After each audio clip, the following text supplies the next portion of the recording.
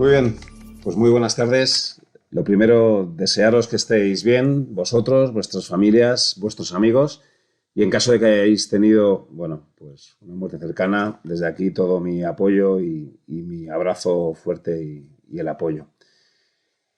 Lo segundo, muchísimas gracias por estar en esta sesión de hoy, en el que vamos a analizar el COVID, el impacto sobre la economía y el impacto sobre la gestión de carteras. Muchas gracias por la asistencia. La intención es estar durante una hora aproximadamente contando, bueno, pues los aspectos más relevantes del actual contexto económico, como decía. Y bueno, lo tercero, presentarme, aunque yo creo que nos conocemos la mayoría, pero por si acaso, soy David Cano, trabajo en AFI, compañía de la que soy socio, y en concreto dirijo la gestora que tenemos, AFI Inversiones Globales, SGIC. Y bueno, como decía, la intención de la sesión de hoy es analizar lo que está pasando con el coronavirus. La primera página que os paso en una documentación, por cierto, que os harán llegar. Bueno, pues como digo, en esta primera página, abajo tenéis el enlace, tenéis el link a lo que para nosotros es la principal fuente de información, al menos cuantitativa, de lo que está siendo la evolución de este coronavirus. Un coronavirus, una crisis que vamos a hacer durante esta sesión, bueno, pues una comparación respecto a la gran crisis anterior, la del 2008-2009, porque evidentemente tiene elementos comparativos, pero tiene también elementos que son claramente diferenciales. En las dos crisis hay componente matemático. En las dos crisis tenemos que hablar de las matemáticas y tenemos que hablar de funciones de distribución. En el caso de la crisis del 2008-2009, de la función de distribución normal de la campana de Gauss, la que muchos sucesos de la naturaleza, también de la economía y de los mercados financieros, teóricamente se distribuyen según esa función de distribución normal. Pues bien, en ocasiones lo que sucede es que hay eventos de cola, eventos muy poco probables, pero que en caso de que se materialicen, el daño sobre la economía o sobre los mercados financieros es elevadísimo. Eso es lo que pasó con Lehman Brothers. Eso fue lo que pasó con la quiebra del sistema financiero en 2008-2009. Esa fue la causa de la crisis de entonces. Una quiebra del sistema financiero que desde luego nadie preveía y que tuvo unas consecuencias muy, muy negativas. Aprovecho para recomendar un libro, Cisne Negro, es el que tenéis ahí puesto, de Taleb, en donde precisamente se habla de esa cola, de ese extremo, de esos casos muy poco probables, pero cuando suceden, bueno, pues tienen una consecuencia muy, muy negativa. Y eso fue la crisis de Lehman Brothers. Ahora lo vemos con retrospectiva, con ese efecto retrospectiva y nos parece mentira y nos parece que aquella crisis fue muy sencilla o que aquella crisis todo el mundo la veía venir. No, no es verdad, ¿eh? Como digo, eso es uno de los efectos de ese sesgo retrospectivo, de ese sesgo que nos parece pensar que aquella crisis fue muy sencilla. Todo lo contrario. Esta crisis, desde el punto de vista económico, es sencilla de interpretar. Aquella no. Aquella empezó en 2007 y os recomiendo un par de películas que son francamente buenas, Margin Call y La Gran Apuesta, donde se explica muy bien. Como digo, comenzó en verano del 2007 y tuvo el epicentro con la quiebra de Lehman Brothers en el 2008. Pero realmente no entendimos lo que estaba pasando con la crisis prácticamente hasta finales de 2008 o principios de 2009. En este sentido, recomiendo, y estoy hablando mucho de la crisis anterior porque hay elementos, como digo, comunes con esta. Y recomiendo un libro, ese libro escrito por Bernanke, por Geithner, por Paulson, las tres principales autoridades económicas de Estados Unidos de entonces. Y ahí os pongo una reseña de este libro que escribí y en donde lo titulé Prueba y error. Y es que, insisto, de aquella crisis tardamos mucho tiempo en entenderla y cuando entendíamos qué es lo que estaba pasando, las autoridades se dieron cuenta de que había que tomar medidas de las que luego vamos a hablar, medidas que ahora estamos volviendo a utilizar, pero que entonces se desconocían. Se tardó mucho tiempo en diseñar esas medidas, pero no solo eso, sino también en aprobarlas y, evidentemente, en implantarlas. La Reserva Federal de Estados Unidos, el Banco Central Europeo tuvieron que inventar un montón de herramientas de política monetaria no convencional que como digo, entonces será probemos a ver lo que pasa. Pero la anterior crisis no solo fue compleja, porque quebró el sistema financiero, sino porque además tuvo continuidad en una crisis de deuda en el área euro. La crisis económica anterior tuvo continuación hasta el año 2011 o 2012, en cuando tuvimos otra gran perturbación, el riesgo de ruptura del área euro, y que fue un poco una consecuencia, fue aquel famoso bucle diabólico, esa espiral entre los problemas de solvencia de las entidades financieras, cómo esto contagió a algunos estados y cómo esto, en el caso del área euro, amenazó con provocar una ruptura del conjunto del área euro. Estamos hablando del año 2011-2012. Por lo tanto, podemos decir que la anterior crisis empezó en el 7, tuvo su máxima expresión en el 8, tardamos aproximadamente 2 años en entenderla y tuvo una réplica adicional en el área euro entre el 2011 y en el 2012. Pero es que además, entonces, en aquella crisis, hubo lo que se llamaba el riesgo moral, el moral hazard, en el sentido de que muchos países, muchas autoridades, consideraban que no había que rescatar a las entidades financieras o que no había que rescatar a algunos estados. Y hubo tensiones claras, y las hubo en Europa, y esta foto me parece que es bien reveladora de lo que pasó entonces. Tenéis al entonces ministro de Finanzas alemán y al entonces salvador del área euro, Mario Draghi, presidente del Banco Central Europeo, que consiguió imponerse, que consiguió convencer, tal vez no les convenció, pero desde luego sí consiguió llevar a cabo esas medidas heterodoxas de política monetaria que ya había aprobado antes la Reserva Federal de Estados Unidos. Me parecía relevante empezar contando la anterior crisis, porque como luego veremos, va a haber elementos comunes, pero va a haber muchos elementos diferentes. Y si me permitís esta pequeña simplificación, reitero esta idea. Aquella crisis fue muchísimo más compleja que esta. Y aquella crisis sirvió para diseñar medidas de política económica y sobre todo medidas de política monetaria que estamos ya utilizando en esta y que nos van a venir muy bien. He dicho que la anterior crisis nos recordó las matemáticas y nos recordó la función de distribución normal. Volvamos a las matemáticas. Y una pequeña pregunta, un pequeño acertijo. Imaginaos que tenemos una planta que cada día crece el doble que el día anterior. Un día crece 1 centímetro, al día siguiente crece 2 centímetros, al día siguiente crece 4 centímetros. Si tiene que recorrer una distancia en la que tarda 20 días, la pregunta que hago es, ¿cuánto tiempo tarda en recorrer un cuarto de esa distancia? La intuición nos diría que si esto fuese lineal, pues que apenas tardaría, pues eso es, un cuarto de los días, que tardaría 5 días. Como entendemos que cada día crece el doble, pues llegamos a pensar que igual, bueno, pues será 11 o 12 días. Bueno, realmente, en recorrer ese 25% tarda 18 días, o lo que es lo mismo, en recorrer el 25% restante apenas tarda 2 días. Esta es la magia de la función de distribución exponencial, cuyo gráfico tenéis en la página número 11. Para entender más este concepto os pongo otra decisión que tenéis que tomar. Y os doy a elegir entre recibir hoy 1 céntimo, lleváis a vuestra casa 1 céntimo, que mañana serán 2 céntimos y que al día siguiente serán 4 y luego 8, 16 céntimos, 32 céntimos, 64 céntimos o 1 millón de euros dentro de un mes. En el primer caso, ese céntimo se va a ir duplicando y al cabo de un mes tendréis una determinada cantidad de dinero. Seguramente es alta porque 1 céntimo me voy doblando, pero intuyo que va a ser menos que 1 millón de euros. Normalmente todos respondéis que preferís recibir el 1 millón de euros hoy, que no esa cantidad, que no sé cuánto va a ser, pero que intuyo que partiendo de 1 céntimo, por mucho que se doble, no va a ser mucho. La sorpresa lo tenéis en la siguiente página.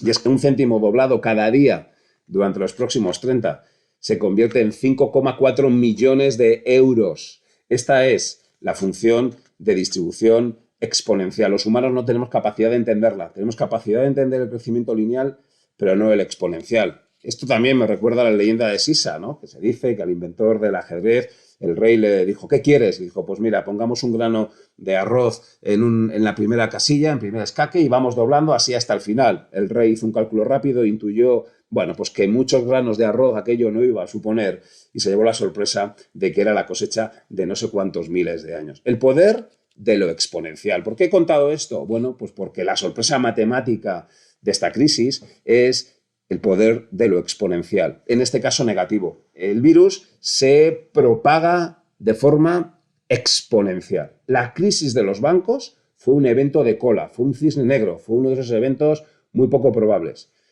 Y eso fue un problema económico. Hoy el problema que tenemos es que los contagios se distribuyen a ritmo, o el virus se expande de forma exponencial y no hemos sido capaces, igual que antes no éramos capaces de entender que en apenas 2 días íbamos a hacer el 75% del crecimiento de la hierba o que en los últimos días de ese céntimo que se iba doblando las cantidades iban a ser enormes. Eso nos ha pasado ahora. En cuestión de días el crecimiento ha sido exponencial y en cuestión de días nos hemos dado cuenta de la gravedad de la expansión del coronavirus, pero nos hemos dado cuenta tarde, y ahora tenemos que entonar todos el mea culpa, y yo como economista en los primeros momentos consideraba que era un error llevar a cabo unas medidas de contención económica tan intensas para parar la expansión del virus.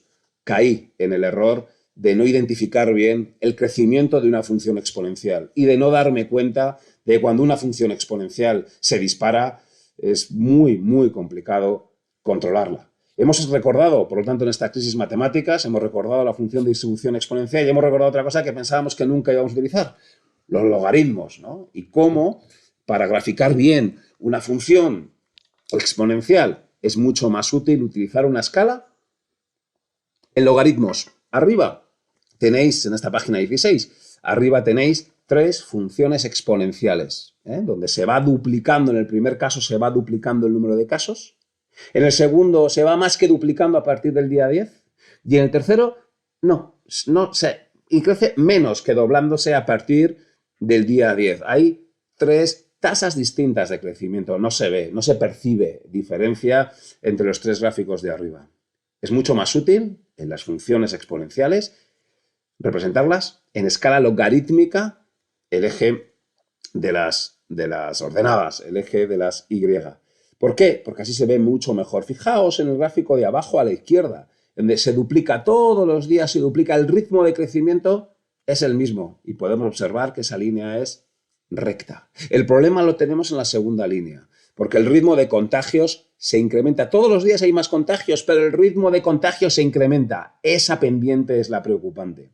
Y en la tercera, fijaos cómo a partir del día 10 el ritmo de contagios va reduciéndose. Esa es la clave. Tenemos que aplanar la curva de los contagios, que no se ve muy bien si lo representamos en escala normal, la función exponencial, y vuelvo al gráfico anterior, pero qué bien se ve en el gráfico logarítmico que estás consiguiendo aplanar la curva. Como digo, nos ha costado un tiempo recordar la función de distribución, la función exponencial, pero es la clave de esta crisis. La clave es que el virus se propaga de forma exponencial y lo que tenemos es que aplanar la curva de ese número acumulado de infectados. Tenemos que conseguir esa línea verde. Y eso fue lo que inicialmente las autoridades sanitarias nos decían, pero al menos los economistas poníamos pegas y decíamos que aplanar la curva aplanar la curva sanitaria iba a provocar un impacto económico brutal y que por lo tanto era mejor no hacerlo.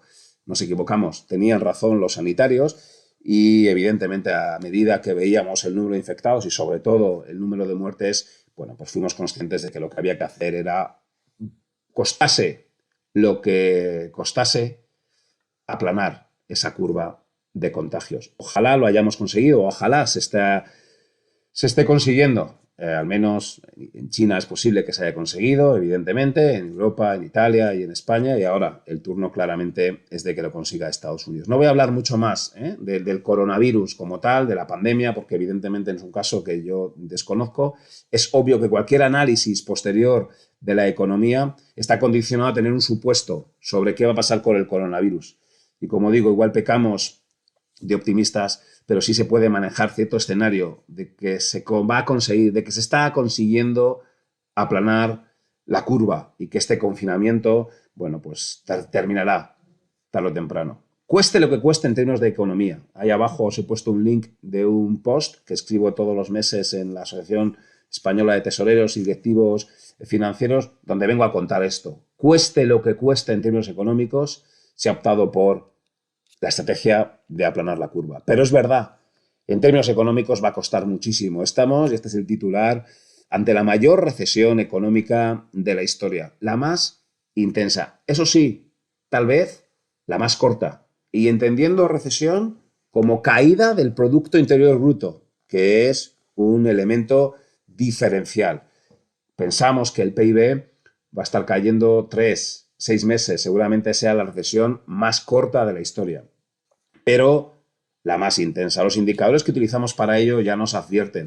Ahí os he puesto el gráfico del PIB de Estados Unidos y un índice de sentimiento, el PMI, que se interpreta por encima de 50 marca expansión, por debajo de 50 marca contracción, y fijaos cómo se ha ido a 41, y el próximo dato que se publique va a caer significativamente por debajo de lo que vimos en el 2008-2009. Pero es que, por ejemplo, la pasada semana se publicó el dato de subsidios por desempleo en Estados Unidos, se publica todas las semanas. Allá abajo os he puesto el link a la Reserva Federal de San Luis, donde uno puede sacar datos de la economía americana todo lo que quiera. Y fijaos ese repunte. Si habitualmente todas las semanas pues hay 200.000, 100.000, 300.000, bueno, han sido 3,3 millones de subsidios por desempleo en una semana. Esto pone de manifiesto que cualquier escala de medición de lo que han sido anteriores recesiones se va a quedar corta y estamos, vuelvo otra vez, ante esa intensísima recesión, evidentemente en Estados Unidos, pero también en Europa. Fijaos de nuevo ese gráfico del PMI, como aquí ya se ha situado, vamos por delante en la crisis económica respecto a Estados Unidos. Fijaos cómo ese PIB, ese PIB, ese PMI, perdonad, se ha situado por debajo, claramente por debajo de los niveles del 2008-2009. Se están publicando ya previsiones de esa caída del PIB, vamos teniendo algo más de visibilidad. Y ahí tenéis, hablamos de caídas del PIB del orden del 15%. Eso sí, en un semestre, y vuelvo otra vez, la tesis es, somos capaces de contener el coronavirus. Este confinamiento dura 2 meses, 3 meses, un mes y medio, pero luego conseguimos salir. La crisis dura 6 meses, pero luego conseguimos una recuperación de la economía en la segunda mitad del año. Tenemos una recuperación, como se puede ver en la página 24. Eso sí, una recuperación en forma de Nike. Este es un poco el argumento que estamos utilizando para decir que es un poco cuál puede ser el tipo de recuperación que tengamos en la economía mundial. Una abrupta caída y luego una posterior recuperación. Se habla de una recuperación en L, que no sería tal recuperación, sería una caída para luego no subir, una U que sería una recuperación más o menos rápida, una V que sea una recuperación muy rápida, una W, un 4, bueno, en fin, aquí podemos buscar todos los símiles que queramos. Yo me quedo con eso, con la recuperación en Nike, una recuperación muy intensa y una caída muy intensa y una recuperación que va a ser muy lenta. Tal vez lo que vamos a perder en 6 meses, pues tardemos 3, 4 o 5 años, porque el mundo no va a ser igual una vez que salgamos de esta y de eso voy a hablar a continuación. Ahí tenéis previsiones del crecimiento del PIB, como digo, se han ido revisando claramente a la baja y vamos a asistir a esa recesión claramente intensa. Y ahí tenéis lo de la recuperación, una recuperación, esto es un gráfico de Nomura, en donde se pone de manifiesto lo que os decía, caída del 15% y seguramente hasta el año 2023 o 2024 pues no recuperemos el nivel de PIB que teníamos previo a la crisis. Hemos dicho al principio, ¿no? Esto es una crisis en la que estamos repitiendo lo que está sucediendo en China, para lo bueno o para lo malo, y tal vez para lo bueno es, bueno, parece que ellos han conseguido contener y parece que ellos han conseguido que haya una cierta recuperación de la producción industrial.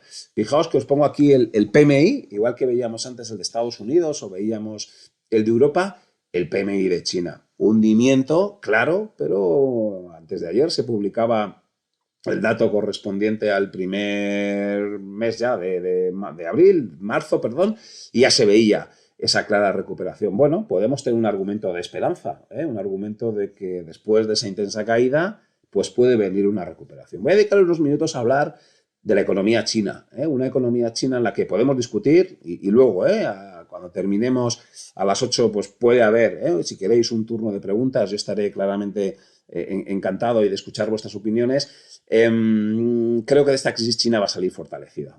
Yo creo que ha demostrado una capacidad de gestión de la pandemia clara, está demostrando una capacidad de producción, una capacidad tecnológica y su PIB este año seguramente va a crecer al 4%. Y eso contrasta con las caídas del PIB del 8, 5, 10% que vamos a tener en el resto de países. Y esto lo que va a provocar, y este gráfico me parece muy relevante, ahí lo que tenéis es la evolución del PIB de Estados Unidos, de China, de Japón, de Alemania y de España.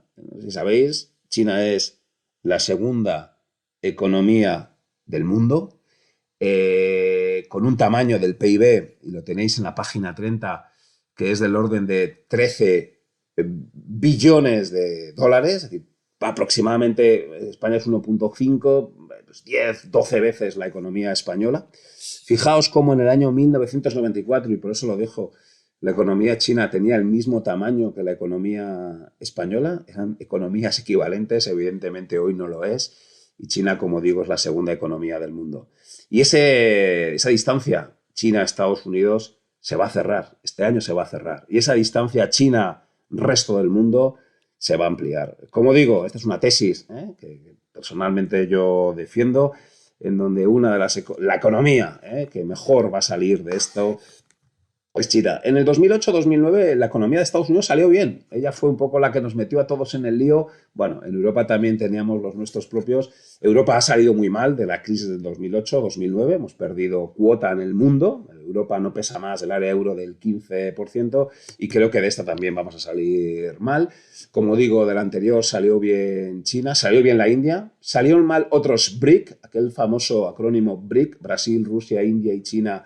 Hubo dos economías que salieron mal, que salió mal Rusia, salió mal Brasil y otras dos salieron bien, China y la India. Bueno, pues esta vez parece que también, que van a salir bien, y lo que podemos tener más dudas es de cómo va a salir la economía estadounidense, ¿no? Habrá que ver cómo gestiona ahora ellos la pandemia. Vuelvo otra vez, la economía china va a ir ganando cuota en una tendencia que no es nueva, es una tendencia que llevamos viendo en los últimos 20 años.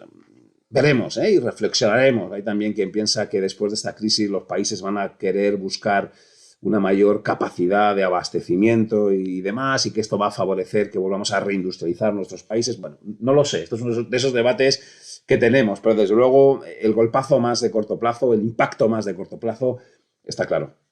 China este año va a crecer al 4%. El resto de países vamos a decrecer. La cuota relativa de la economía china va a superar seguramente ese 20%. Es obvio que todavía es pronto para poder afinar las previsiones. Ahí os pongo las de Goldman Sachs, ahí os pongo las de Deutsche Bank y evidentemente os pongo las nuestras, en donde tenemos dos escenarios distintos y ahí estamos hablando de caídas del PIB del 2, del 4, del 6, del 8%, con la excepción de China, incluso también con la excepción de la India. Pero vuelvo ahora a Europa y vuelvo a ese escenario de una caída prevista del PIB del 10%, vamos a pensar. No sería la primera vez que Europa sufriera un 10% de crisis. Y en el gráfico de la página 34 tenéis la evolución comparada del PIB de los países del área euro en la anterior crisis. Como hemos quedado, tuvimos dos etapas. La primera, Lehman Brothers, luego los famosos brotes verdes que en algunos países se secaron y que tuvimos la recaída. Los periféricos, España, Italia, Portugal. ¿Cuánto cayó el PIB de España? Aproximadamente, si me permitís un número redondo, un 10%. Desde el primer trimestre del 2008 hasta aproximadamente verano del 2012, el PIB español cayó un 10%. Y eso es lo que puede caer ahora. Dice, bueno, pues una crisis como esta ya la hemos vivido. No sé si es bueno o malo. El PIB español, dejadme, insisto, que simplifique mucho, y todavía tendremos mucho tiempo de hacer revisión de previsiones, pero puede ser que el PIB español caiga un 10%, pues puede caer un 10%, algo menos, pero imaginemos que cae un 10%. No sería la primera vez que veamos esa caída del 10%. El problema es que esta vez un 10% se va a sufrir en 6 meses. Entonces lo hicimos en 5 años, en 4 años. Y eso es distinto. No es lo mismo ir cayendo poco a poco que de repente un golpazo. Pero fijaos, el gráfico, la línea gris, es Grecia. Grecia, su Producto Interior Bruto cayó un 30% en la anterior crisis. Digo que ahora nos asustamos, nos echamos las manos a la cabeza cuando hablamos de caídas del PIB del orden del 10%, y son muy graves. Pero para que nos hagamos una idea, el PIB griego cayó un 30% en la anterior crisis. Por lo tanto, por muy intensa que sea la crisis, de todo se puede salir. Y ha habido experiencias de este estilo. La clave en términos macroeconómicos es intentar que esta crisis, que debe ser coyuntural, y esta es otra de las grandes ideas o ideas fuertes que me gustaría que hoy quedasen claro, compartimos la tesis de que esta crisis, de esta caída del PIB, debe ser coyuntural, debe durar, no sé, 2, 3, 1 trimestres, lo que corresponda, pero eso es coyuntural. Que no se provoquen daños estructurales en la economía, para que el D+1, para que el día después, cuando acabe esta guerra, ya sé que no a todo el mundo le gusta decir que estamos en una guerra económica, estamos en una guerra, en una situación equivalente a la guerra, claramente. Bueno, el día que acabe la guerra, el día que salgamos, que en D+1 no haya habido daños estructurales. Luego hablaré de esta parte y de las medidas de carácter económico y monetario, fundamentalmente, que se están tomando. Acabará esta guerra, saldremos a la calle y será importante reactivar la producción industrial, el consumo, la actividad lo antes posible. Tenemos que evitar los daños estructurales. Hemos vivido crisis en periodos más largos, evidentemente, pero tan intensas. Incluso fijaos, este gráfico es la evolución comparada de los países del área euro desde el primer trimestre del 99, desde que nació el euro. Fijaos cómo España es la economía que más crecimiento acumulado presenta desde entonces. Ya sé que muchos de vosotros me habéis dicho muchas veces que esto del euro ha sido un mal invento, ha sido... Bueno, todo lo contrario. La economía española ha sido la más beneficiada de ese nacimiento del euro. Menos mal que tenemos el euro. Cuando ahora veamos las medidas de política monetaria ilimitada de crear euros por parte del Banco Central Europeo, eso es porque crea euros. Yo tengo mis dudas de que una economía aislada o una economía como la española, cuando teníamos la peseta, hubiéramos podido crear esa cantidad ilimitada de pesetas para solventar los problemas que la tenemos. Pero bueno, no me adelanto, luego lo veremos, pero sí son ideas fuertes que me parece que son importantes señalar. Creo que el ciudadano no termina de ser del todo consciente de la grandísima ventaja, del grandísimo salvavidas, de lo favorable que ha sido la creación del área euro. Ya sé que ha podido tener otras dificultades y demás, y el aumento de la inflación, del café y ese tipo de cosas, pero evidentemente los efectos positivos son claros. Y si ahora vamos a poder salir de la crisis de forma mucho más rápida, es gracias claramente a pertenecer al área euro y a tener un banco central como el Banco Central Europeo. Primera parte, he hablado de ese desarrollo exponencial, de esas matemáticas de la crisis, del virus. Dos, pocas dudas para decir que estamos en la mayor recesión de la historia. Es una mala noticia. Mayor recesión en términos de intensidad, pero no de duración, que debería ser corta. Y ahora vienen las buenas, bueno, no sé si buenas noticias, pero sí que estamos ante el mayor estímulo fiscal y monetario de la historia. He hablado de la recesión, de la quiebra de Lehman Brothers y posterior problema en el área euro. Fue intensa y seguramente no se hicieron bien las cosas. Se hicieron, pero tarde, seguramente. En la anterior crisis grave, la Gran Depresión, es que no se hicieron. Y no se hicieron porque en 1929 no había política fiscal, no había política monetaria, no había economistas, había economistas, sí, pero no había el grado de conocimiento y de modelización de la macroeconomía que tenemos ahora. Para nada se conocía cómo funcionaba la economía. Ese fue un problema y luego hablaremos de aquello, ¿no? Hemos mejorado mucho. Los economistas, aunque seguimos cometiendo muchos fallos, evidentemente somos más capaces de modelizar. Existe una política fiscal, existe una política monetaria. Y esta vez se ha actuado de forma rápida, y no tengo ninguna duda en decir que estamos ante el mayor estímulo fiscal y monetario de la historia. Ahí os paso un cuadro hecho por nuestro equipo de AFI Research, en donde pues se pone todas las medidas que se han tomado y esto se va a alargar un montón. Para los que queréis profundizar un poco más, os pongo el vínculo del FMI, la página del Fondo Monetario Internacional, donde ahí podéis pinchar y país a país aparece la lista de medidas de política económica, monetaria y fiscal que han tomado los países. Si queréis profundizar o si os aburrís mucho estos días, tenéis mucho tiempo libre, pues ahí podéis pinchar país a país. ¿Qué hay que hacer desde un punto de vista de economista y simplificando mucho? Bueno, pues la política económica tiene dos grandes patas y perdón, me insisto porque simplifico. Una pata que es la política fiscal y otra pata que es la política monetaria. La política fiscal tiene que ver con el gasto público con los impuestos, está en manos de un gobierno, y la política monetaria pues está en manos de un banco central que teóricamente es independiente del gobierno, del Estado, y que tiene básicamente tipos de interés y base monetaria. Vamos a hablar mucho de base monetaria. Base monetaria es el dinero que crea el Banco Central Europeo. Y ahora vamos a hablar, ¿no? Ante el mayor estímulo de política fiscal y el mayor estímulo de política monetaria de la historia. Se ha tardado días en implantar las medidas. Ya sé que me hubiese gustado que fuese al día siguiente, pero hombre, las cosas se tardan. Es que hace un mes, prácticamente hace un mes y medio, nadie hablaba de coronavirus. Digo que hay que entender también que la función de reacción bueno, en tiempo real pues no puede ser, ¿no? La reacción ha sido contundentísima. En términos del PIB, las medidas anunciadas 5, 10, 15, 20%, que cuadra mucho con lo que va a caer el PIB. Hay una cierta proporcionalidad. Cuidado, no todos son medidas de forma directa, no todos es inyección de liquidez, también puede haber avales y demás, pero como digo, toda la maquinaria del sector público se ha puesto en funcionamiento y además, sin ninguna duda, y además en cantidades brutales. Se va a incurrir en abultadísimos déficit públicos. Déficit público es la diferencia entre lo que ingresa y gasta un Estado en un año, y que va a provocar un incremento de la deuda pública. Déficit público es ese gasto superior al ingreso en un año determinado, y la deuda pública es, bueno, pues cómo va año tras año acumulándose deuda pues como consecuencia de esa acumulación de déficit público. Este gráfico de la página 41 me parece muy interesante porque es la evolución de la deuda pública en Estados Unidos desde el año 40. En el área euro no, claro, porque no existía, y es el caso de Estados Unidos, y fijaos cómo la deuda pública pasó del 40 al 100%. Eso fue la consecuencia de la Segunda Guerra Mundial.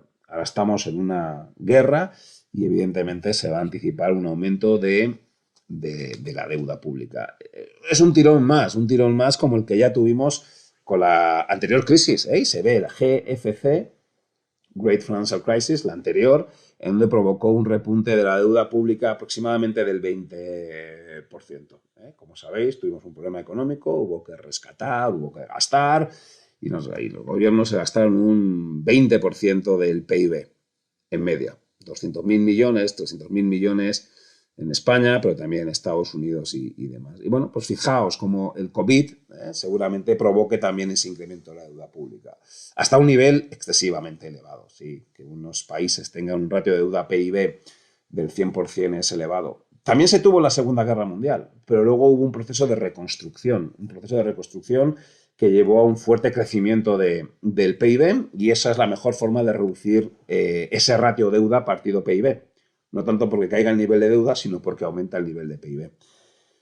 ¿Va a haber reconstrucción después de esta crisis? Bueno, reconstrucción en términos de infraestructura seguramente no. No hay que rehacer puentes, ni canales, ni autopistas. Pero seguramente sí se va a invertir mucho más en tecnología. Sí se va a invertir muchísimo más en el sector salud, en hospitales, en UCIs, en respiradores, en absolutamente todo. Ahí va a haber otro dinamizador claro de la economía, y seguramente también haya una especie de reindustrialización, de gusto por la reindustrialización de cada uno de los países. Bueno, veremos, ¿no? El día D+1 ya tendremos ocasión de hablar, pero evidentemente sí que va a tener que haber vectores de crecimiento y vectores de inversión que, en nuestra opinión, van a estar más condicionados o más centrados, como digo, en tecnología, que ha sido la gran salvadora de esta. Esto es un ejemplo, menos mal que tenemos tecnología, y claramente el sector salud.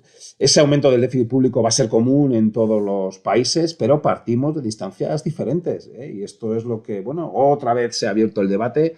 Lo tuvimos en el año 2008, 2009, y lo he comentado antes, en el 2011, y ahora también. Claro, Alemania tiene un ratio de deuda sobre el PIB del 60, España del 100, e Italia del 140. Bueno, pues claro, partimos de un endeudamiento distinto, y hay países que dicen que esto de mutualizar las deudas, pues que no lo tienen tan claro. Luego hablaré un poquito más de este asunto, ¿no? La idea aquí es entender que con esta recesión tan intensa no cabe otra que los gobiernos van a gastar. No han tenido ninguna duda en que lo van a hacer. Eso significa déficit público, eso significa deuda pública, eso significa incrementar y ir a niveles demasiado altos. al menos un país como España, al menos en un país como Italia, seguramente no tanto en un país como Alemania y seguramente no tanto en un país como Holanda. ¿Eh? Y eso, bueno, pues permite entender el posicionamiento diferencial que pueden tener estos países a la hora de negociar. En el caso de España ayer se publicaba, y esta tabla la he cogido del informe nuestro diario de AFI Research, en donde podéis ver efectivamente, ¿no? La deuda pública, el stock de deuda es 1,188 billones de euros, pues aproximadamente el 95,5% del PIB.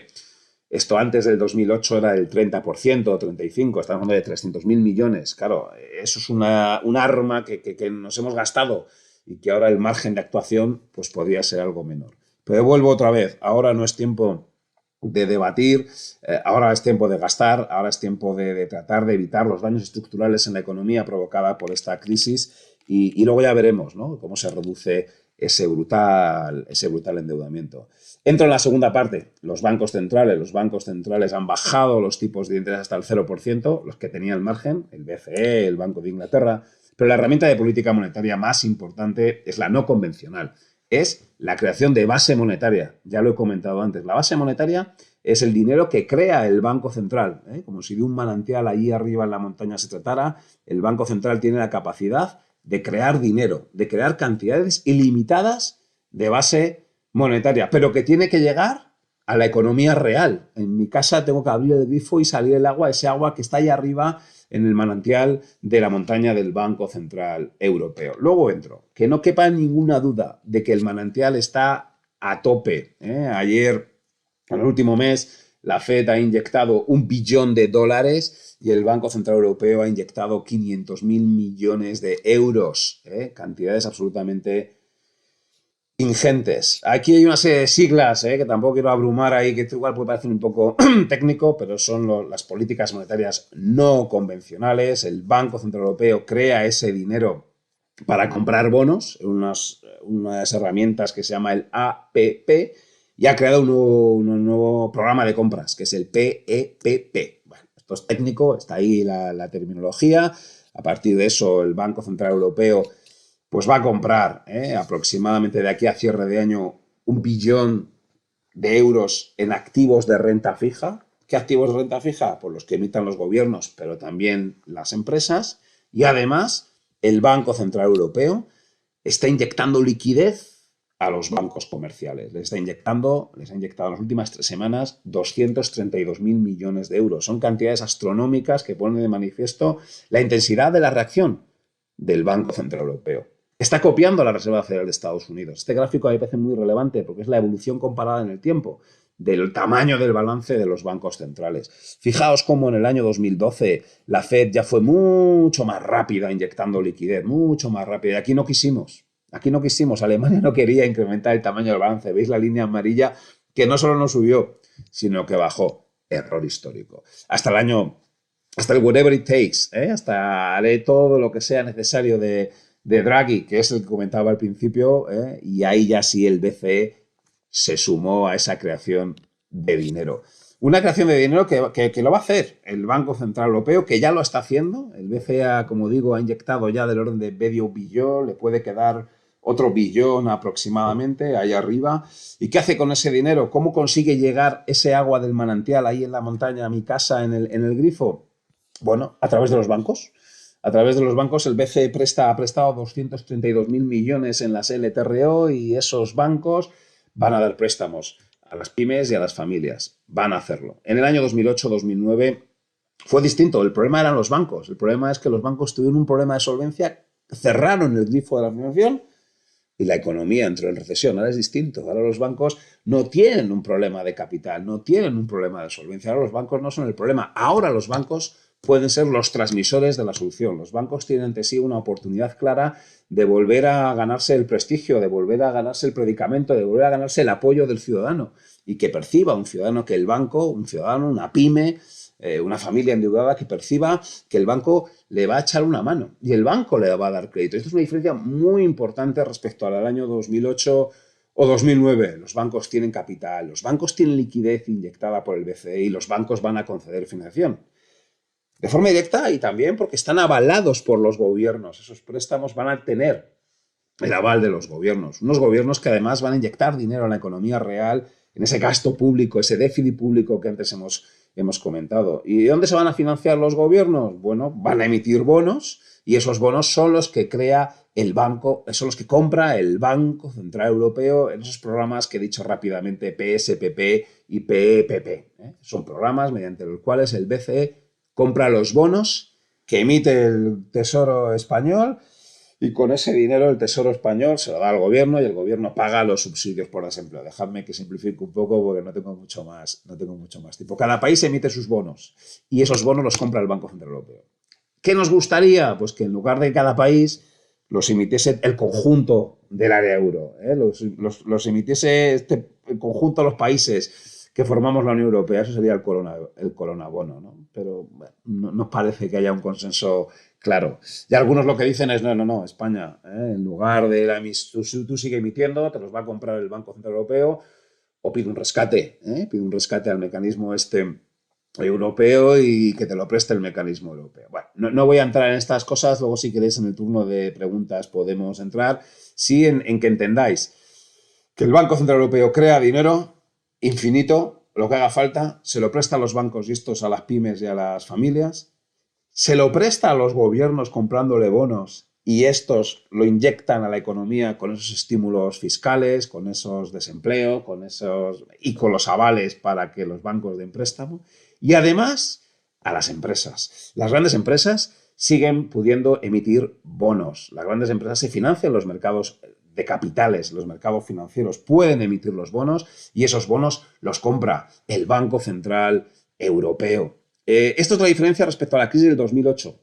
2009 ahora los mercados tuvieron unos cuantos días malos, pero ahora los mercados no se han cerrado, los mercados están abiertos y las empresas pueden seguir emitiendo bonos. Bonos que emiten en los mercados y que pueden ser comprados por el Banco Central Europeo. Fijaos, este esquema, como digo, me sirve para entender ese mecanismo, cómo la política monetaria no convencional, cómo esa creación de base monetaria, que hasta el año 2008 era inimaginable que se pudiera hacer. Bueno, se demostró que técnicamente era posible, ya tenemos las herramientas, ya tenemos la legislación, por eso se ha podido hacer en 15 días. En la anterior crisis tardamos 6 meses y en el caso de Europa prácticamente 3 años. Bueno, ahora ha sido inmediato. Y esto es clave. Para mí, este esquema es clave para evitar esos daños estructurales en la economía de una crisis, insisto, que aunque intensísima, creo que va a ser coyuntural. En los 15 minutos que me quedan voy a hablar un poco de mercados financieros, ¿no? En donde efectivamente hemos tenido la mayor caída de la historia de la bolsa. Otra vez, no tanto en intensidad, aquí sí en rapidez.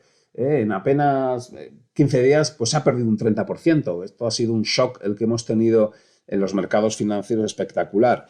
Y hay una comparación respecto a lo que tuvimos en el año 1929. Entonces la bolsa cayó mucho, tanto como ahora, pero luego ya esa recuperación se vino abajo. ¿Por qué? Porque en el 29 la crisis, la Gran Depresión, duró 5 años. Porque decía antes, no había herramientas de política económica y monetaria. Las autoridades se equivocaron. Si tenéis tiempo, recomiendo ese libro, Los Señores de las Finanzas, donde lo explica súper bien. Y creo que esta vez no se están cometiendo los errores de entonces. 1, por diagnóstico, 2, por tener herramientas y 3, por contundencia. Ahora, que los mercados han podido, no sé si decir sobrereaccionar. Sí hemos visto una virulencia en las cotizaciones sin precedentes, porque ha habido un repunte de la volatilidad. Esto es más técnico, ¿no? Mis alumnos de los cursos de gestión de carteras o clientes que sé que están aquí, que gestionan sus carteras en base a volatilidad. Hemos visto cómo ha repuntado esa volatilidad implícita, cómo han repuntado los niveles de volatilidad y eso ha autoalimentado los movimientos, ¿no? Tenemos indicadores de volatilidad que cuando suben nos obligan a vender. Salimos a vender, no hay contrapartidas, hay poca liquidez, los precios caen, sube la volatilidad. Bueno, en fin, una bola de nieve que tengo contado en ese vídeo que grabé para nuestra escuela de finanzas. Ahí podéis pinchar el vínculo y ahí lo explico. En 8 minutillos explico esta distorsión en la volatilidad y cómo eso ha autoalimentado los movimientos, ¿no? Unos movimientos en los mercados financieros que nos vuelven a recordar, y esto va de gestión de carteras, qué importante es que tengamos benchmark, qué importante es que tengamos índices de referencia. Nuestra función de asesoramiento, esto es lo primero que hacemos con el cliente. ¿Cuál es tu índice de referencia?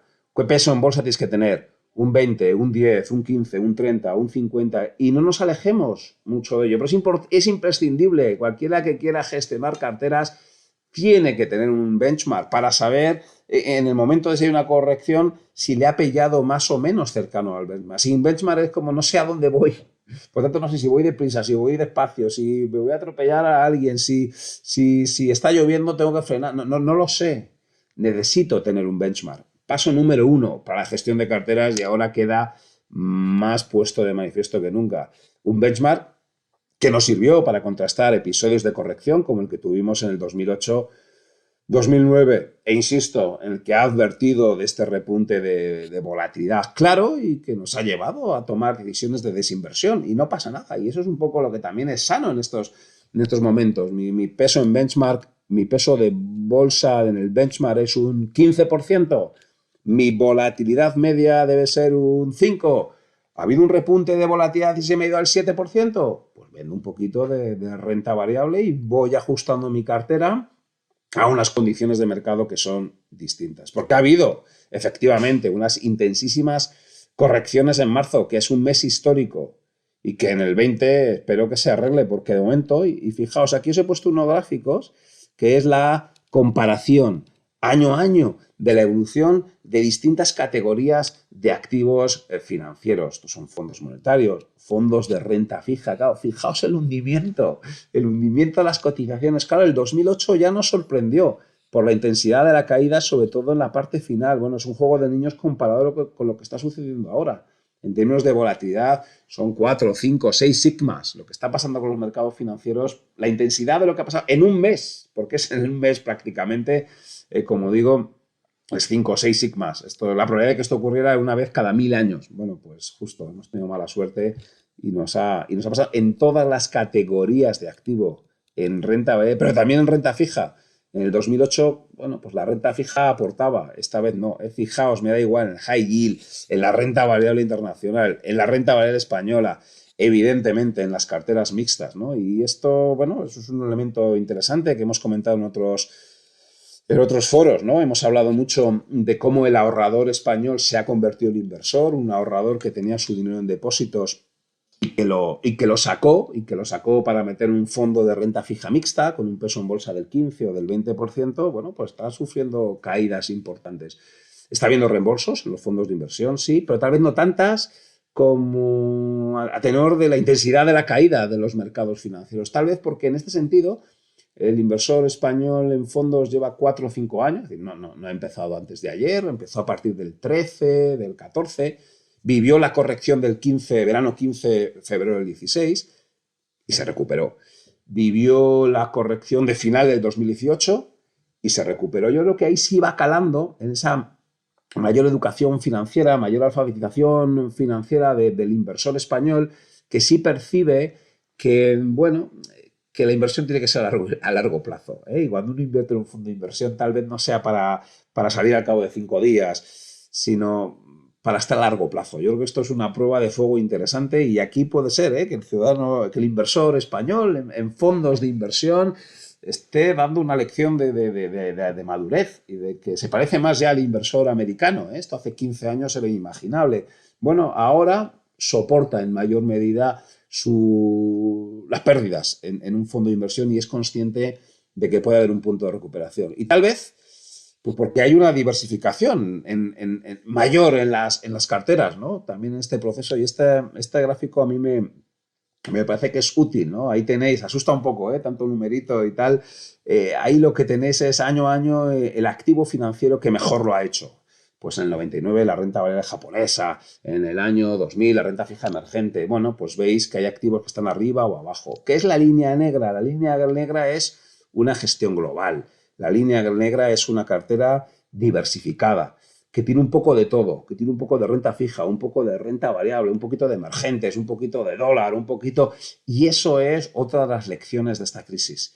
Qué importante, decía, qué importante es tener un horizonte temporal a largo plazo. Cuando digo a largo plazo, digo a 3 o 5 años. Qué importante es tener un benchmark, saber dónde vas. Y si tu benchmark peso en bolsa es un 35, haber hecho un análisis histórico de qué me hubiera pasado si mi peso en bolsa era un 35. Oye, pues podías haber perdido. Ah, vale, ok. Mi peso en bolsa es un 35. Si tengo ese benchmark, otra cosa es que no tenga benchmark o que siendo mi benchmark un 35 yo tuviese un 70. Estaría cometiendo un error. Si tengo un benchmark 35% en bolsa, si tengo un horizonte temporal a 3, 5 años, si además estoy diversificado, voy a estar ahí, en esa mitad de la tabla, ¿no? Y yo creo que esta supercrisis económica, esta brutal reacción de los mercados financieros va a dejar lecciones de aprendizaje muy interesantes para un ahorrador, inversor a largo plazo, ¿no? Veremos, evidentemente esto no ha acabado, tendremos que ver si hay o no salida de flujos en las próximas semanas o meses, pero las primeras percepciones que tenemos con nuestros clientes están siendo, entre comillas, como digo, relativamente favorables. La pregunta que nos hacen es, oye, ¿es tiempo ahora de comprar bolsa? ¿Es tiempo ahora de comprar renta fija? Bueno, depende, evidentemente, de cuál sea tu benchmark. Depende si tu benchmark era un peso en bolsa del 25 y tienes un 5%, pues es tiempo de ir comprando.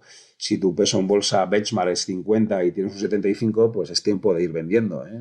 Por eso digo otra vez qué clave es la referencia estratégica que tengas para poder hacerte una recomendación. Antes de comprar renta variable, nosotros pensamos que es mejor momento comprar renta fija, ¿eh? Antes he puesto unos gráficos, el deterioro que ha habido en el precio de muchos bonos ha sido importante, ¿eh? Y ahora uno puede encontrar bonos corporativos privados al 2%, que no están nada mal. Puede también comprar deuda pública española a 10 años al 0,5%, comprar deuda pública italiana al 1,5%. Es decir, posiblemente la oportunidad de compra en renta fija es clara, es clarísima, ¿eh? Y ahí casi cualquier inversor se lo recomendaría. Y esa parte, deuda pública, renta fija privada, grado de inversión, que es lo que está comprando el Banco Central Europeo. En ese programa, el PSPP, el PEPP y el CSPP, y perdón los acrónimos, pero son las siglas, ¿no? El BCE está comprando eso. Si el BCE está comprando eso, voy con una especie de colchón de seguridad, ¿no? Y eso suele pasar en los puntos de inflexión de los mercados financieros. Primero esa renta fija la que lo hace muy bien. Para los un poco más valientes, pues renta fija high yield, ¿eh? Bonos ya con un punto de subordinación, con un punto de riesgo. Claro, tienes tipos de interés del 6, del 7, del 8%. Bueno, los más arriesgados pueden ir picoteando. Sin embargo, como digo, los más arriesgados. Y la pregunta es qué hacer con la renta variable. Bueno, pues aquí vuelve a pasar un poco lo mismo y la clave es el benchmark y tu horizonte temporal. Si ya estás cargado, si estás en línea con tu índice de referencia, no compres. Si estás pasado, vende. Y si estás por debajo, bueno, te puedes plantear comprar. Si tu horizonte temporal es medio y largo plazo. ¿Qué va a pasar con la bolsa de aquí a 3 meses? No lo sé. Es más, resulta hasta sensato pensar que puede seguir cayendo, ¿no? Y que puede haber todavía una ronda adicional de caídas, pero la verdad es que no lo sé. No sé lo que va a pasar con la bolsa de aquí a 3 meses. De aquí a cierre de año intuyo que va a subir. De aquí a 3 años casi estoy convencido de que va a subir. Ratios de evaluación como estos históricamente son representativos de una subida bursátil, pero evidentemente no lo sé a ciencia cierta, pero si me dices que tu horizonte temporal son 3 o 5 años, te diría, vete comprando. ¿Y vete comprando qué? Bueno, pues nos tenemos las megatendencias. Lo he dicho un poco al principio, el mundo va a crecer de otra forma y en nuestra opinión va a crecer cada vez más en tecnología. Disrupción tecnológica es la megatendencia que a nosotros más nos gusta.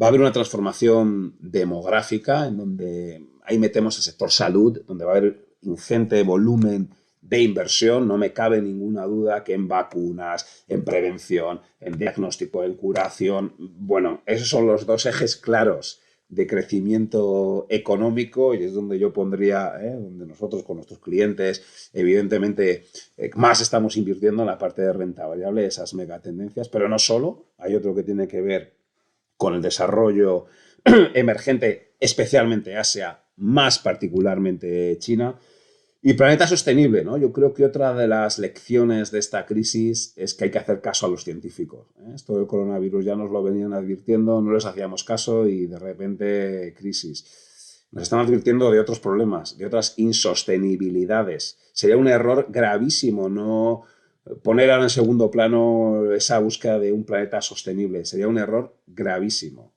porque la advertencia que nos ha hecho la naturaleza es clara. Por lo tanto, no solo no hay que posponer estrategias de lucha contra el cambio climático, es que ahora todavía más, es mucho más importante invertir en ese cambio climático y porque en esa lucha contra el cambio climático y porque además puede ser un revulsivo para el crecimiento económico, ¿no?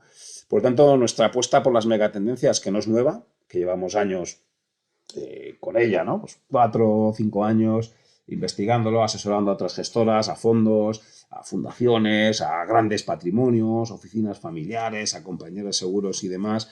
Como digo, salen claramente reforzadas. Tecnología, transformación demográfica, países emergentes y planeta sostenible. Y a su vez, dentro de las megatendencias, bueno, hay temáticas. Las temáticas serían, bueno, pues apartados dentro de esas megatendencias, que no necesariamente son de cada una de las megatendencias, sino que una misma temática, pues puede estar, puede tener contacto, por así decirlo, con distintas megatendencias, ¿no? Pues, por ejemplo, se me ocurre, ¿no? Biotecnología. Evidentemente, biotecnología tiene mucho que ver con esa transformación demográfica, con esa salud, pero evidentemente también tiene un componente de tecnología, ¿no? Evidentemente China tipo A, aquí en China, eso sí, está mucho más pegado con el desarrollo emergente, pero por ejemplo, Next Technology o robótica o inteligencia artificial o, fijaos, e-learning, ¿no? O sea, hay algo que se va a desarrollar, tiene que ver con toda esa, bueno, pues educación eso es, por métodos virtuales, ¿no? La digitalización. Ya hay fondos de inversión que invierten específicamente en compañías de e-learning o de e-sports o evidentemente en ciberseguridad. Bueno, esto como digo son cosas que estaba hablando meses atrás o años atrás y que la crisis del coronavirus no solo no invalida, sino que intensifica, ¿no? Y bueno, pues por mi parte, la idea es eso, repasar un poco este virus, este impacto brutal en la economía, esta reacción tremenda por parte de las autoridades fiscales y monetarias y bueno, dar alguna pincelada en el efecto en gestión de carteras, ¿no? Por mi parte, nada más, simplemente agradeceros vuestra asistencia. Como digo, ahora tendremos un turnito de preguntas y respuestas, pero sí dentro de 3 minutos. Son las 8 en punto. Yo creo que ahora lo que toca es el aplauso a toda la gente que está ayudando claramente en esta crisis. Así que salid a los balcones, a las ventanas, aplaudamos y en 2 o 3 minutos, si os parece bien, nos vemos aquí. Bueno, no me llegan las preguntas, lo siento mucho. Dos creo que he podido ver, y vuelvo otra vez a comentarlo. Es la prima por riesgo de España, junto con la de Italia, en los peores momentos de la crisis del 2008, en julio, repuntaron hasta los 500, 600 puntos básicos. Ahora no, ahora hubo un repunte hasta 200 y pico en el caso de Italia, pero no más. Y eso fue ante un error de comunicación que tuvo Lagarde y que luego tuvo el presidente del Banco Central, el gobernador del Banco Central de Austria.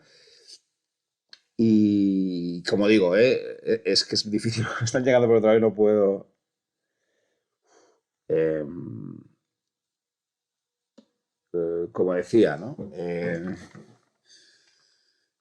Hubo ese error de comunicación, luego ya recularon y inmediatamente las primas por riesgo cedieron. Esta vez no está siendo un problema de primas por riesgo de los países periféricos, ¿no?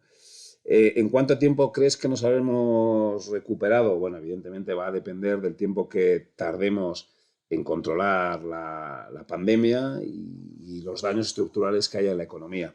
Yo creo que si podemos pensar en esa recesión técnica que puede durar 6 meses, bueno, por el tiempo que se pueda tardar en recuperar el PIB, pues estaríamos hablando de 3 o de 4 años, ¿no? Sí, lo que estudiamos en la carrera es que estas políticas monetarias no convencionales, uno, no era posible hacerlas, no era factible hacerlas, y dos, iban a generar mucha inflación. Por eso había muchos críticos y mucha gente contraria a su aplicación en el año 2007 o 2008, entre ellos los alemanes. Los alemanes son conscientes de que crear mucho dinero, si no hay detrás una capacidad de crecimiento, generas inflación. Si no hay capacidad de crecimiento económico, cualquier incremento de la oferta monetaria se traslada a la inflación. Pero ya se vio en el 2007-2008 de que ese efecto no se provocaba o no siempre se producía y que además técnicamente un banco central era capaz de poder emitir cantidades en principio ilimitadas. Por lo tanto, desde un punto de vista técnico y desde un punto de vista de ausencia de inflación fue lo que animó a los bancos centrales a materializarlas. Y en esta ocasión, pues entendemos que toda esa liquidez que se va a inyectar va a servir para reactivar la economía y por lo tanto entendemos que no se va a producir un repunte de la inflación. Y eso es un poco la tesis central. Ojalá, iba a decir, que haya un repunte de inflación porque sería la mejor forma de poder reducir este elevado endeudamiento de los gobiernos. Pero como digo, la tesis central no es que vaya a provocar una inflación y de ahí que puedan emitir de forma ilimitada. Me preguntan por la renta fija. Sí, como comentaba antes, entendemos que hay un atractivo en renta fija, especialmente en deuda pública de España, en deuda pública de Italia a 10 años, tipos del 0,5, tipos del 1,5%. Eso claramente ahí está el atractivo. Y también en renta fija privada a grado de inversión, en donde puedes encontrar bonos emitidos por empresas que pagan tipos del orden pues, del 2%. Y eso nos parece que son tipos de interés interesantes. Para los más aventurados, meterse en el segmento high yield, aunque en ese segmento, pues evidentemente ahí hay que tener algo más de cuidado, ¿no? Pero en deuda pública y renta fija privada o de inversión, desde luego que sí que nos parece interesante, ¿no?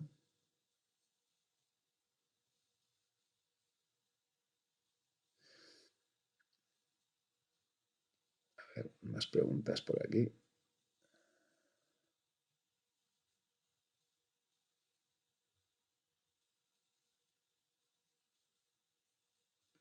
Perfecto, esta ya las he contestado.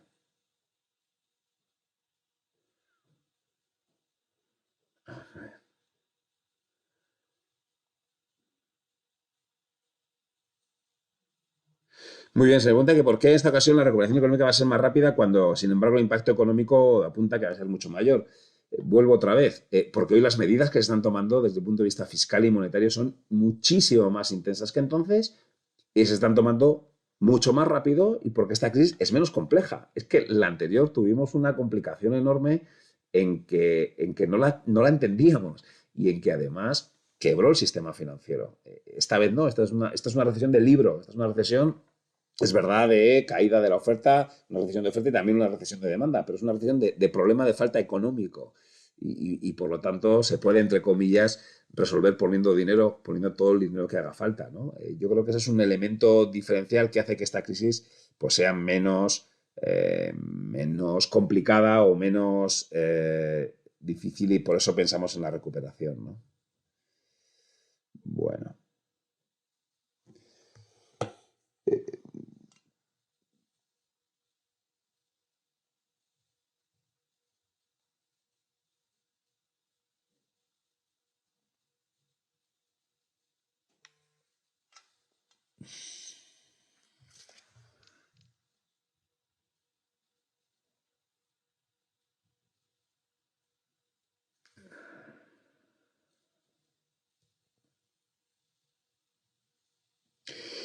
Me pregunta, ¿no? Si se da miedo que se forme un activo, una burbuja en activos de renta fija. Bueno, burbuja creo que quiere decir que haya una sobrevaloración, ¿no? Que pague poco tipo de interés la renta fija. Bueno, pensamos que la renta fija va a pagar bastante poco durante los próximos tiempos porque uno no va a ver ese repunte de la inflación y sobre todo porque los bancos centrales van a estar comprando, ¿no? Otra cosa, si alguien puede pensar cuál es el futuro de toda esa renta fija en manos de los bancos centrales, ¿no? Y ahí, bueno, pues el Banco Central va a tener un stock equivalente al 40-50% del PIB, tanto aquí como en Estados Unidos. En Japón tiene el 100%, ¿no? Con lo cual yo creo que todavía ahí puede haber margen de más incremento por parte de los bancos centrales, ¿no? Bueno, yo creo que si os parece lo vamos a dejar aquí porque no es fácil, ¿eh? Esto de las preguntas por un lado y por otro. Como ha habido este pequeño problema técnico final, os pido perdón. Espero que la primera parte os haya sido interesante, os haya servido para ver un punto de vista. Os vamos a mandar la documentación y lo que yo propongo es que esto se puede resarcir dentro de poco, podemos repetir, podemos hacer otra sesión en donde actualicemos la situación, yo hable menos y dejemos mucho más tiempo para las preguntas por parte de todos vosotros, si os parece bien. ¿Vale? Y sin más, pues nada, agradeceros infinitamente que hayáis estado conmigo este ratillo. Lo que decía al principio, transmitiros todo mi apoyo y mi cariño si, bueno, pues lo estáis pasando mal o algún familiar cercano. Y mi deseo de que todo esto termine pronto y de que os cuidéis mucho para que a la vuelta nos podamos ver y nos podamos dar un abrazo. Hasta luego.